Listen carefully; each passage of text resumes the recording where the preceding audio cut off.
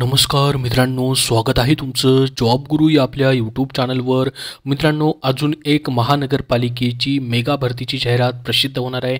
ती आचारसंहितेनंतर मित्रांनो या ठिकाणी प्रसिद्ध होईल। तर मित्रांनो, जो नाशिक महानगरपालिकेचा सुधारित आकृतिबंध आहे त्याला अजून मंजुरी भेटलेली नाही आहे। तर आचारसंहितेनंतर मित्रांनो ही नोकर भरती होऊ शकते। तुम्ही कुठल्या महानगरपालिकेच्या जाहिरातीची वाट पाहताय कमेंट बॉक्समध्ये कमेंट करून नक्की सांगा। त्याबद्दल न्यूज आली की तुमच्या नक्की माहिती शेअर केली जाईल। तर बघा मित्रांनो, आचारसंहितेनंतर सुधारित आकृतिबंध जो आहे या ठिकाणी मंजूर होऊ शकतो। सुधारित आकृतिबंधाला मंजुरीनंतर महानगरपालिकेतील ही जम्बो नोकर भरतीची मार्ग जो आहे तो खुला होणार आहे।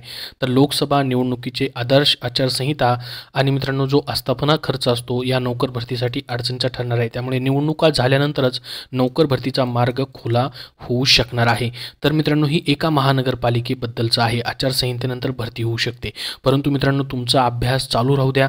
आचारसंहितेनंतर खूप साऱ्या जाहिराती येणार आहेत, ज्याच्यामध्ये आपण जर पाहिलं मित्रांनो कुठले जाहिराती येणार आहेत पहा।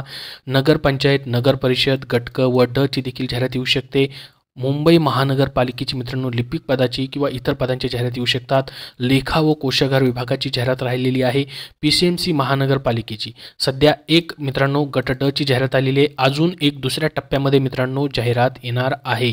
त्यानंतर राहिलेले सर्व GMC ग्रुप डी च्या वॅकन्सी, ज्याला आपण गव्हर्नमेंट मेडिकल कॉलेज म्हणतो मित्रांनो, सध्या फक्त नागपूर आणि या ठिकाणी धुळेची जाहिरात आलेली आहे। गट ड ची वैद्यकीय शिक्षण विभागाची मित्रांनो, ज्यामध्ये सर्व आरोग्य विभागामधील सर्व पद भरली जातात आरोग्य विभागाप्रमाणे।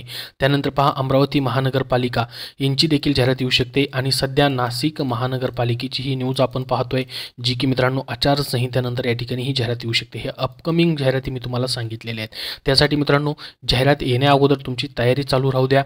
त्याच्यासाठी मित्रांनो तुम्हाला येणाऱ्या सर्व परीक्षांसाठी जर पुस्तक हवं असेल तर विजयपथ पब्लिकेशन पुणे यांनी मित्रांनो भरपूर सारी पुस्तकं जी आहेत प्रसिद्ध केलेली आहेत, ज्याच्यामध्ये मित्रांनो सामान्य ज्ञान या विषयासाठी TCS IBPS तुमच्या परीक्षा घेतात। त्याच्यासाठी वन लाइनर स्वरूपामध्ये त्यांचं पुस्तक आहे। ग्रामसेवक पदासाठी ग्रामसेवक तांत्रिक डायरी IBPS पॅटर्ननुसार पुस्तक आहे। ग्रामसेवक भरती 115 प्रश्नपत्रिका संच, जो की नवीन अभ्यासक्रमानुसार पुस्तक आहे। आणि आरोग्यसेवक आरोग्य सेविका ZP पदभरतीसाठी देखील तांत्रिक अभ्यासासाठी त्यांचं आरोग्य विभाग तांत्रिक डायरी हे देखील पुस्तक आहे। आरोग्य विभाग टॉपिकनी आहे तांत्रिक प्रश्नसंच, जे की तांत्रिक डायरीवरती आधारित आहे। तर ही पुस्तकं तुम्हाला तांत्रिक प्रश्नांसाठी उपयुक्त आहेत।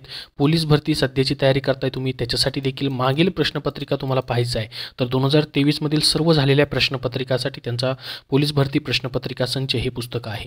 त्याचबरोबर इतरही त्यांची पुस्तकं आहेत, जसे की वाहन चालक या पदासाठी तांत्रिक प्रश्नांसाठी सचिन कुरुंसर लिखित वाहन चालक भरती SSC GD साठी देखील मराठी माध्यमातून पुस्तकं आहेत। तर विजयपथ पब्लिकेशन पुणे यांची ही सर्व पुस्तकं मित्रांनो सरळ सेवेच्या कुठल्याही भरतीसाठी उपयुक्त आहेत। महाराष्ट्राच्या बुक स्टोअरमधून तुम्ही खरेदी करू शकतात कुठल्याही, त्याचबरोबर ऑनलाईन देखील तुम्हाला उपलब्ध आहेत। तर बघा मित्रांनो, सध्या ही नाशिक महानगरपालिकेची या ठिकाणी न्यूज आलेली आहे, ज्याच्यामध्ये सुधारित आकृतिबंध अजून यांचा मंजूर झालेला नाही।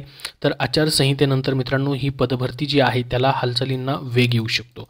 जशी मित्रांनो नाशिक महानगरपालिकेची जाहिरात प्रसिद्ध होईल तशी तुमच्यापर्यंत शेअर केली जाईल, किंवा इतर महानगरपालिकेची ही जाहिराती मित्रांनो आचारसंहितेनंतर या ठिकाणी प्रसिद्ध व्हायला सुरुवात होऊ शकतात। काय म्हटले पहा, ह्याच्यामध्ये महापालिकेचा 9016 पदांचा मित्रांनो सुधारित आकृतिबंध प्रस्ताव शासन मंजुरीच्या प्रतीक्षेमध्ये आहे।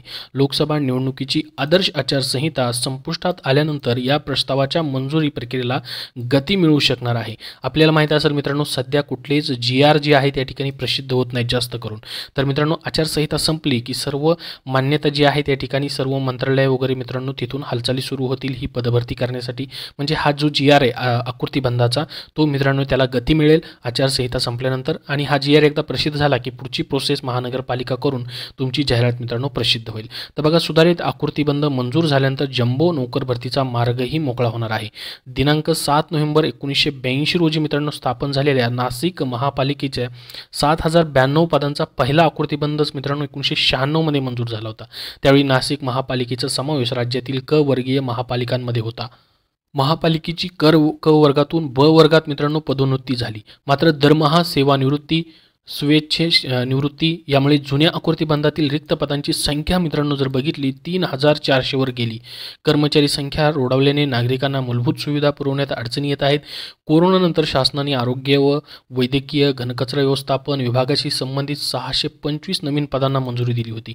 त्यामुळे आस्थापना परिशिष्टावरील मंजूर पदांची संख्या 7717 वर पोहोचली. दरम्यान 2017 मध्ये तत्कालीन आयुक्त अभिषेक कृष्ण यांनी 14400 पदांचा नवीन आकृतीबंध शासनाच्या मान्यतेसाठी सादर केला होता, परंतु शासनाने तो अव्यवहार्य ठरविला. त्यानंतर तब्बल 7 वर्षांनी मित्रांनो महापालिकेने 9016 पदांचा सुधारित आकृतीबंध तयार केला.